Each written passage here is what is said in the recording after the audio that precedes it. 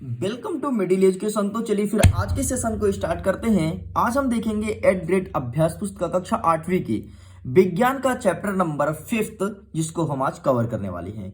देखिए, वैसे तो मिडिल एजुकेशन के यूट्यूब चैनल पर आपके विज्ञान का सत्र 2022 से इसका चैप्टर नंबर 1 ऑलरेडी अपलोड है। मुझे उम्मीद है आप उस चैप्टर को जरूर देखे होंगे। अगर आपने अभी तक नहीं देखा तो प्लीज जाइए जाकर के देखिए, जिसमें फसल उत्पादन एवं प्रबंधन को अच्छे से समझाया गया है। इसके बाद मैंने कवर किया है चैप्टर नंबर 2। आपके चैप्टर का नाम है सूक्ष्म जीव, मित्र एवं शत्रु। इसको भी मैंने अच्छे से कवर किया है। अगर आपने नहीं देखा तो प्लीज जाकर के विजिट जरूर कीजिएगा। दोनों का लिंक वीडियो के डिस्क्रिप्शन बॉक्स में और वीडियो के एंड में भी आपको दे दिया जाएगा। चलिए, यहां पर हम कवर करने वाले हैं चैप्टर नंबर 5। हमारे चैप्टर का नाम है कोयला और पेट्रोलियम। तो आइए समझते हैं आखिरकार क्या होता है कोयला एवं पेट्रोलियम, एंड ये उत्पन्न कैसे होता है और इसका यूज कैसे करते हैं और इसके यूज करने से कितना नुकसान और कितना फायदा है। सेशन में फुल एंजॉय करेंगे, हम एक एक चीज को बहुत अच्छे समझेंगे। तो प्लीज वीडियो को लाइक कर दीजिए। आगे देखते हैं प्रश्न क्रमांक 1 नंबर कहता है समाप्त होने वाली तथा अक्षय प्राकृतिक संसाधनों को वर्गीकृत कीजिए। ये तो समझ में आ गया होगा, समाप्त होने वाले कि जो खत्म हो जाता है। लेकिन आपके मन में प्रश्न उठेगा कि सर ये अक्षय क्या है। इसका मतलब होता है सिंपल से जो कभी समाप्त नहीं होता। जैसे आपके सूर्य का प्रकाश कभी समाप्त नहीं हो सकता, वायु कभी समाप्त नहीं हो सकता, इसके अलावा ऑक्सीजन जितनी भी गैसें हैं वो कभी समाप्त नहीं हो सकती, तो इसे हम अक्षय कहते हैं। तो सिंपल सा बोला है यहाँ पर हवा, सूर्य का प्रकाश एंड वेरीफायर के ऑप्शंस दिए। इसको छांटना है कि कौन सा समाप्त होता है कौन सा समाप्त नहीं होता। तो हवा क्या कभी समाप्त हो सकता है? नहीं होगा। ठीक है, तो इसे अक्षय में लिखेंगे। सूर्य का प्रकाश कभी समाप्त नहीं होगा। पानी हाँ हो भी रहा है दिनों दिन समाप्त। वन्य जीव का मतलब होता है जंगल में रहने वाले जीव जंतु, तो ये भी बिल्कुल समाप्त हो रहे हैं। इनके बचाव के लिए सरकार राष्ट्रीय उद्यान को बढ़ावा दे रही है और उसको सुरक्षित करने का प्रयास कर रही है। यहीं पर कोयला ये भी लगातार समाप्त हो रहा है। इसीलिए कहते हैं कि कोयला वगैरह का यूज कम ही करें, जब उपयोग हो तभी करें। आपको पता है कोयला कैसे बनता है? आगे मैं सेशन में बताने वाला हूं। आगे देख लेते हैं क्वेश्चन नंबर 2 नंबर कहता है कि कार्बनीकरण क्या होता है। सिंपल सा यार, कार्बनीकरण का मतलब होता है कोयले में परिवर्तन होना। नाम से स्पष्ट है, कार्बनीकरण। कार्बनी मतलब कार्बन में परिवर्तन होना, कार्बन मतलब कोयला में परिवर्तन होना ही कार्बनीकरण कहलाता है। सिंपल से यहाँ पर देख लो, मृत वनस्पति के धीमे प्रक्रम के द्वारा कोयला में परिवर्तन होना कार्बनीकरण कहलाता है। बस इतना लिख देना है। आगे देख लेते हैं प्रश्न क्रमांक 3 नंबर कहता है भारत में प्राकृतिक गैस कहाँ कहाँ पाई जाती है। प्राकृतिक गैस मतलब नेचुरल गैस, जिससे हमारी गाड़ी वाहन चलती है एंड पॉल्यूशन बहुत कम होता है। तो ये हमारे त्रिपुरा, राजस्थान, महाराष्ट्र और कृष्णा गोदावरी नदी के डेल्टाई वाले क्षेत्र में पाई जाती है। ठीक है, देखो ये समझाने वाला नहीं है, इसको सिंपल से लिखना ही पड़ेगा। जहां पर समझाने वाला आएगा तो मैं बेसिकली आपको समझा दूंगा। आगे देखते हैं क्वेश्चन नंबर 4 नंबर कहता है माथ, कपड़ों को खराब होने वाले कीड़े, खराब करने वाला कीड़ा और अन्य कीट को भगाने हेतु प्रयुक्त में आने वाला नेफ्थलीन की गोलियां कोयले की किस उत्पाद से प्राप्त की जाती है। अरे नेफ्थलीन की गोलियां वही होती है, जब कभी कपड़े वगैरह खरीदने जाते हो, बैग वगैरह खरीदने जाते हो, तो उसमें एक पाउच रहता है छोटा सा व्हाइट कलर का, उसके अंदर दाने दाने रहते हैं, देखे होगे, वही तो है नेफ्थलीन की गोलियां। तो इनसे क्या होता है कि जिस चीज पर ये सब रहते हैं ना, उनमें कभी कीड़े नहीं लगते, उस पर नमी वगैरह के नहीं बनी रहती है, नमी वगैरह सब हर एक चीज सूख लेता है। ठीक, तो सिंपल से पूछे कि ये सब किससे बनती है, तो इन सब का निर्माण कोल तार से करते हैं, जिसको आप डामर के नाम से जानते हो, उससे इन सब का निर्माण होता है। लेकिन हाँ, अब कलर काला नहीं होता तो इसका मतलब ये नहीं कि सर डामर तो हो ही नहीं सकता, वो डामर ही होता है, कोल तार से उसका निर्माण किया जाता है। और यहाँ पर बोला है कि उत्पाद के अन्य उपयोग भी लिखे, तो डामर के यूज हम कहाँ करते हैं? सड़क बनाने में और छत के निर्माण में। छत के निर्माण कैसे करते हैं?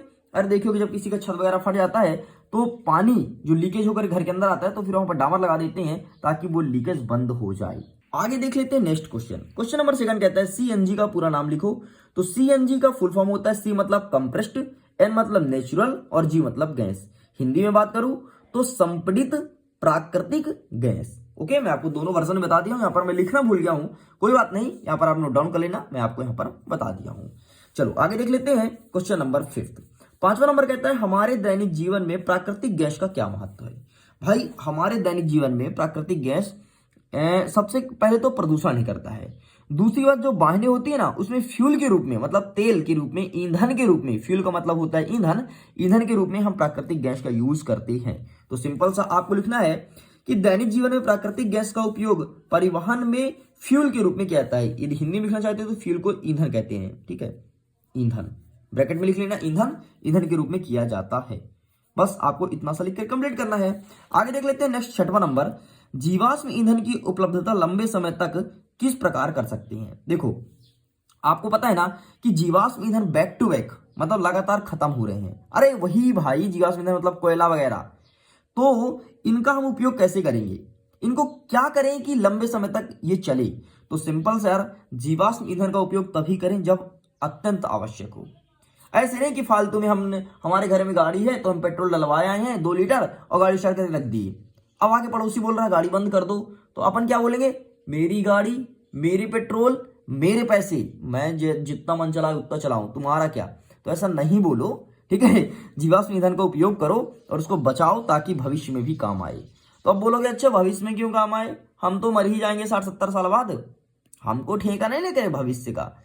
ठीक है, आपके ही संतान बेचारे कष्ट में रहेंगे कि यार हमारे दादाजी सब गाड़ी चला लिए, अब हम क्या चलाएं।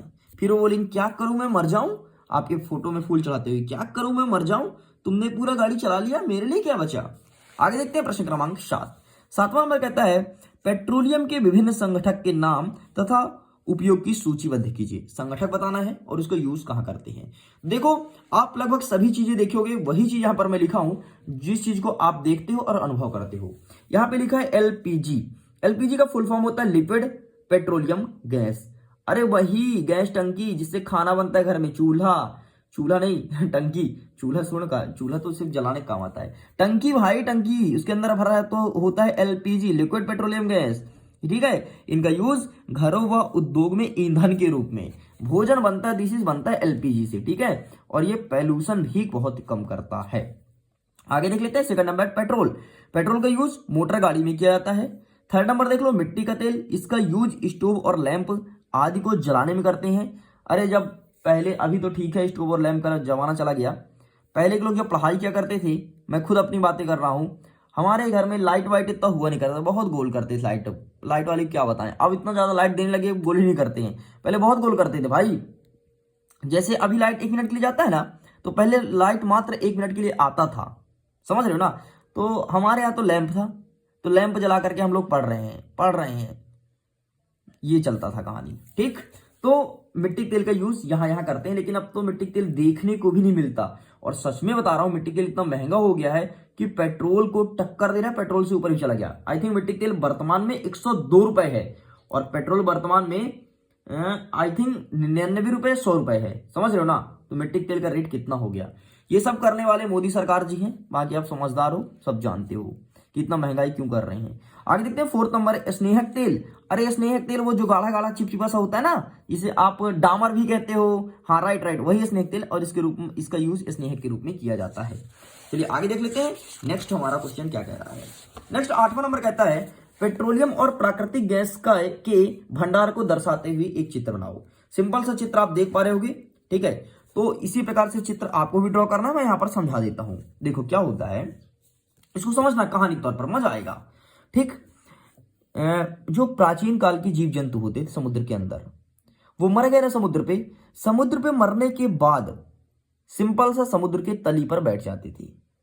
समुद्र के तली पर बैठ जाते थे तो समुद्र में जो मिट्टी होता था, रेत होता था, वो धीरे धीरे धीरे धीरे उनको दबाते आता था और लगभग 100 वर्ष बाद वो समुद्र के मिट्टी के अंदर, रेत के अंदर दब जाते थे। अब दब गए तो यार मिट्टी के अंदर ऑक्सीजन कैसे पहुंचे, बहुत कम मात्रा में पहुंचता था, तो धीरे धीरे वो तेल में कन्वर्ट होते जाते थे और उनके ऊपर एक चट्टानी बन जाती थी। नीचे भर गया तेल, ऊपर बन गया चट्टानी, चट्टान बन गया तो आसानी से चट्टान फूटा नहीं, तो तेल धीरे धीरे गर्म के कारण, आपको पता है क्यों बनता था, गर्म ताप और दाब के कारण। मिट्टी इतना गर्म होता है, इतना गर्म होता है कि अगर आपको मैं 2 किलोमीटर गड्ढा खोद करके और दबा दूं ना, तो यकीन मानो आप 1-2 घंटे के अंदर ही पूरा जल जाओगे, जल करके राख हो जाओगे, इतना गर्म होता है। और जितना ज्यादा मिट्टी की गहराई पर जाएंगे उतना ही ज्यादा गर्म होगा। 1 किलोमीटर की गहराई पर जाने पर 1 डिग्री सेल्सियस का तापमान बढ़ता है। इसलिए मिट्टी के अंदर अगर कोई चीज को दबा दोगे तो वो ज्यादा दिन तक रह नहीं सकता। मैंने आपको 2 किलोमीटर गड्ढा खोद के दबाने की बात की थी। हमारे यहाँ देखते जब कभी किसी का डेथ वगैरह हो जाता है तो इतना गड्ढा कहाँ खोदते हैं भाई, थोड़ी सी गड्ढा खोदेंगे और दबा देंगे उसको। अगर इतना खोद देना तो क्या बताएं, बचेगा ही नहीं, उसका अवशेष ही नहीं बचेगा, ना तो कोई पुलिस ढूंढ पाएगी ना तो कुछ। पेट्रोलियम पे थे, जो जीव जंतु के अवशेष होते हैं ना, वो धीरे धीरे मिट्टी के अंदर दब जाता था, और पृथ्वी का इतना ज्यादा टेम्परेचर होता है, इतना ज्यादा प्रेशर होता है, उस कारण वो तेल में कन्वर्ट होने लगे। ठीक, और उससे उसी से तेल निकलता है, और उसी का चित्र यहाँ पर बना है। देखो यहाँ पे लिखा है तैलाश है चट्टान, मतलब ऊपर चट्टान है, ये नीचे तेल है। ठीक, ये देखो उधर इधर जल है, ऊपर भी तेल है। फिर तेल का जो ऊपर हल्का हल्का भाग रहता है वो गैस में कन्वर्ट हो गया, तो गैस को अलग से हम खोद के निकाल लिए और तेल को अलग से निकाल लिए। देखो इधर मैं कुआं लिख दिया हूँ, ये कुआं है भाई, गड्ढा खोदते हैं निकालते हैं, गड्ढा खोदे घुस के नहीं निकालते ना, तो रस्सी बाल्टी में खींचते हैं, नहीं तो पता चले तुम सोचोगे अच्छा कुआं खोद लिए रस्सी बाल्टी खींच खींच निकालते होंगे। भाई यहाँ मोटर डाल देते हैं, मोटर के थ्रू बाहर आ जाता है। ठीक है, गैस के लिए भी मोटर डालते हैं, मोटर के थ्रू आ जाता है। ओके, और ये क्या लिखा है अप्रवेश चट्टान, मतलब ये इतना कठोर चट्टान होता है कि यहाँ पर कोई भी चीज आसानी से प्रवेश नहीं कर सकती है। मुझे उम्मीद है इस चित्र को अच्छे समझ गए होंगे। आगे देखते हैं प्रश्न क्रमांक 9, पेट्रोलियम निर्माण के प्रक्रम को समझाइए। देखो काम आ गया ना, अभी जो मैं कहानी सुनाया ऊपर वही नीचे काम आ गया, और देख लो वही सब चीजें लिखी है। पेट्रोलियम का निर्माण समुद्री जीव जंतु के मृत अवशेषों से होता है। मैंने बोला था ना, जो मर जाते हैं नीचे बैठ जाते हैं उन्हीं से बनता है। आगे लिखा है ये जीव मृत होकर के समुद्र के तली पर बैठ जाते हैं और मिट्टी और रेत द्वारा ढक लिए जाते हैं। लाखों वर्षों में, मैं 100 वर्ष बोल दिया था, 100 नहीं, लाखों वर्षों में वायु की अनुपस्थित उच्च ताप एवं दाब के कारण, मैंने इन शब्दों का भी उल्लेख किया था, पेट्रोलियम और प्राकृतिक गैस में बदल जाते हैं। कैसे बदल जाते हैं? इतना गर्म होते हैं कि मिट्टी के टेम्परेचर के कारण उसको पिघला देती हैं और वो पेट्रोलियम में कन्वर्ट हो जाती हैं। ओके, आपको पता है यदि हम इंसानों को भी दफना दिया जाए ना और बहुत सारा ताप और दाब लगे तो हम लोग भी पेट्रोलियम में कन्वर्ट हो जाएंगे। हमारे शरीर से तेल निकलने लगेगा भाई, जिससे गाड़ी चलाते हो। अब सोचो, जिस पेट्रोल को तुम गाड़ी में डलवा करके 10 मिनट के अंदर खत्म कर देते हो, उसको बनने में लाखों वर्ष लगते हैं। सोचो सोचो, तभी तो पता चलेगा आपको एक चीज। ठीक है, आगे देखते हैं नेक्स्ट 10वां नंबर। भारत में पेट्रोलियम रक्षा अनुसंधान संघ मतलब PCRA गाड़ी चलाते समय पेट्रोलियम डीजल के बचाने हेतु लोगों को क्या सलाह देती है? लिखिए। एक संस्था है जो पेट्रोलियम को बचाने का काम करती है कि फालतू में पेट्रोलियम का यूज मत करो, जब उपयोग हो तभी करो। तो उसके लिए वो सभी व्यक्ति को सलाह देती है, जो मिलेगा उसको खड़े करेगी। भैया भैया थोड़ी खड़े हो जाओ ना। बोलो काहे खड़े हो जाए बेटा? अरे थोड़ी सुन लो ना। बोलो क्या सुन लो? फिर अपना वो लेक्चर स्टार्ट, गाड़ी चलाओ तो ये करो वो करो वो। तुम बोलो तुम ज्यादा ज्ञान ना बांटो, नहीं हम चनपटिया देंगे, चले जाओ यहाँ से, है ना। ज्यादा हमको ज्ञान ना बताया करो, हमको क्या करना है क्या नहीं करना, मेरी गाड़ी मेरी पेट्रोल मैं चलाऊंगा। तो ऐसा नहीं है।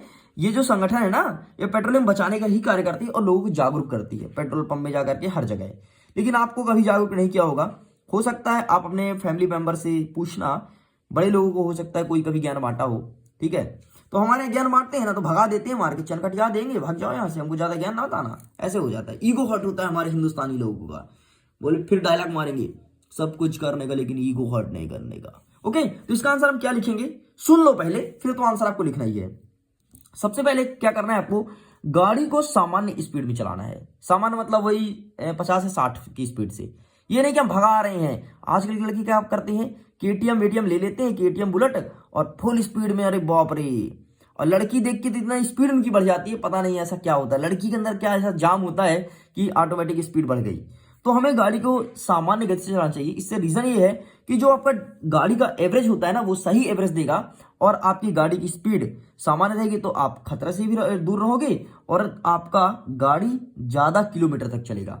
यदि बहुत स्पीड जा रही है, यदि आपकी गाड़ी 6 किलोमीटर तक चल रही है तो नॉर्मल स्पीड में आपकी गाड़ी 7 किलोमीटर तक चलेगी। ये पहला फायदा।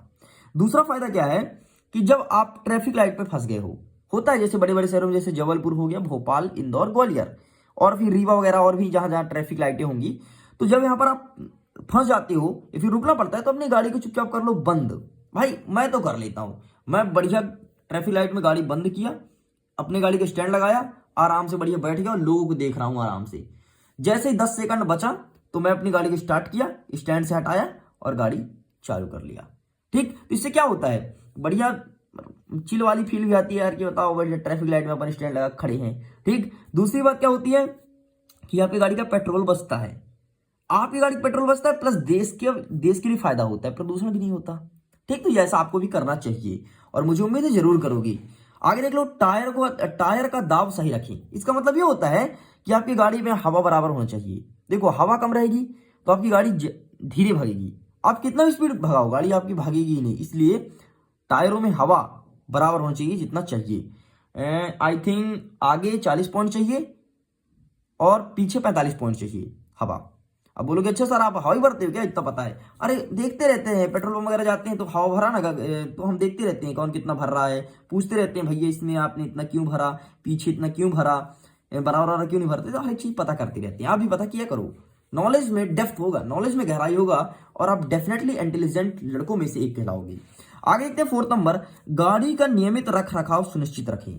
इसका मतलब ये होता है कि ऐसे नहीं कि हम गाड़ी कहीं फेंक दिए, गाड़ी का नियमित रख रखाव सुनिश्चित रखें, मतलब गाड़ी को सही स्थान पर स्टैंड करें, सही तरीके से रखें और सही तरीके से उसका यूज करें, ये बोल रहा है। ठीक, ये नहीं कि अब गाड़ी को हम सजा के बढ़िया रख लिए हैं, पैक कर लिए डिब्बे के अंदर, इसका मतलब ये नहीं है। सही स्थान पर रखें, सही तरीके से यूज करें और उसका देखभाल करते रहें। ठीक, ज्यादा प्रदूषण हो तो प्रदूषण वाला चीज को हटवाएं, फिल्टर वगैरह साफ करवाएं, इसके बारे में बोला गया है। तो इस प्रकार से पूरा पूरा कंप्लीट होता है 10 प्रश्न। मुझे उम्मीद है ये वीडियो आपको पसंद आया होगा। जल्दी मिलते हैं एक नेक्स्ट चैप्टर, चैप्टर नंबर 6 का। इसका आंसर भी मैं रेडी कर लिया हूं, जल्द ही आपको यूट्यूब में वीडियो के माध्यम से प्रोवाइड करा दिएगा। इसके अलावा आपके मन में कोई भी डाउट हो तो आप मुझे इंस्टाग्राम कर सकते हो और किस सब्जेक्ट का आपको आंसर चाहिए कमेंट सेक्शन में जरूर लिखना। सो वीडियो को एंड करता हूं और जल्दी मिलते हैं एक नेक्स्ट पार्ट के साथ।